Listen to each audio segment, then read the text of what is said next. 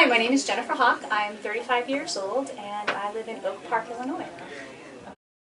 I have probably had back issues since I was in my early 20s, but it really got to the point where it was affecting the condition of my life in the past 2 years. I had actually ended up in the emergency room. I was taken from a place that I was interviewing, and in the middle of the interview I was taken out of the business in an ambulance because my back had seized up to such a point where I literally couldn't get off the ground. And I had gone to the emergency room and they tried drugs, they tried muscle relaxers, painkillers, and nothing was working. Not until I came here about 11 months ago. I was scared. You know, I'm in my early 30s. I should be able to do basically what I want to do, and yet here I was training in Taekwondo and I had to stop. I was doing yoga a few times a day. I couldn't do yoga anymore.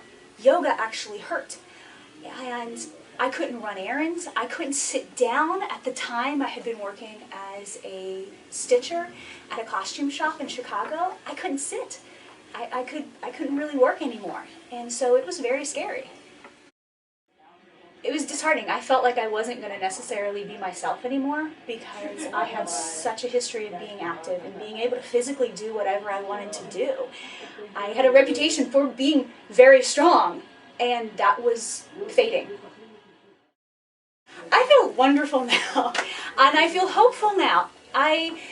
2 years ago when it really flared up and I had to be taken away in the ambulance, and then it comes back a year later, I thought, well, this is just going to be an annual occurrence and maybe that's just going to be the extent of my life. But now I sit here after 11 months of therapy and having felt wonderful actually great for months and months and months at this point, I can look at the future and go, oh no, this may not be an annual occurrence. This isn't going to be an expected part of my life.